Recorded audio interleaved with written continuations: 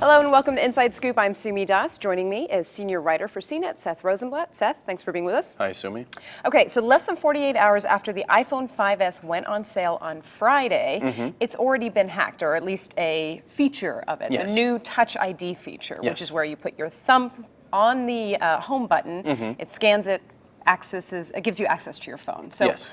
somebody has hacked this, some Yes. Germans? What happened? Yes. So a group, before the phone was even released to the public on Friday, a couple of security researchers announced that they were going to run a contest to see if anybody could hack the Touch ID sensor, which will work with any of your fingerprints. Okay. And they started off almost in a joking way on Twitter, and then it became very serious when they decided that they were going to put up a website and actually start collecting the funds. One law firm offered to put the funds into escrow. And so things got serious pretty quickly, and then everything escalated when one person offered $10,000 as part of the reward. They've since backed down, but before the end of it, the reward topped $11,000 in various currencies, US dollars, euros, bitcoins. Some alcohol thrown in there. People were offering bottles of expensive alcohol and cheap alcohol. Right. And there was a book of erotica being thrown in. Okay. There was also a patent from the same law firm that was covering the funds in escrow, a patent application. So Okay. the person who came up with a successful hack would get an opportunity to patent it.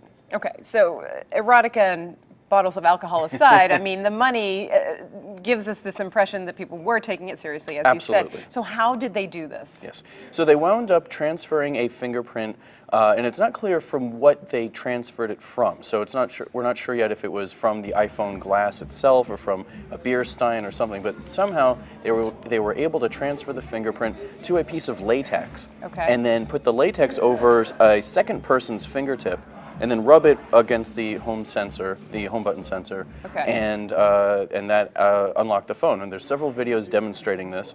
We're still waiting for complete full instructions on how they did it, how they did the fingerprint transfer, but clearly it does work. Is this surprising that it happened so quickly? You know, the researchers say that they were surprised, which is interesting. They thought that it was going to take longer than it did to hack the sensor, and it didn't. But the takeaway from that, they said, is that there are always going to be ways to hack a security protocol, no matter what it is, whether it's a PIN code, fingerprint sensor, other biometrics. But that there are also ways that things that you can do to take precautions to protect yourself. This is, I mean, something that they did. We don't know exactly how they got the original fingerprint, the copy of it. So it seems like it's not that easy of a hack. It seems like you have to go through some effort to get a picture of somebody's fingerprint.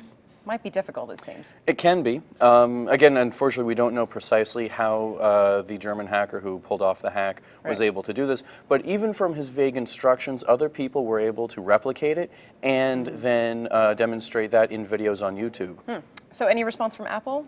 Not yet. Okay. Apple has not yet responded. All right, will be interesting to see what they say. And what should people do? I have an iPhone 5S. Should I be concerned? Because I actually really am enjoying the Touch ID feature. It's so much faster. Absolutely. There's a couple things you could do. One suggestion from the researchers is that you use a finger other than your index finger or your thumb. So if you use your pinky or your ring finger to unlock the phone, those fingerprints are very hard to lift from other surfaces. They're harder to get complete fingerprints of. So if you wanted to continue using, you wanted to be a little bit safer, that's one thing you could do. All right, so good information. Yeah. Seth, thanks so much. Thank you. For Inside Scoop, I'm Sumi Das. Thanks for watching.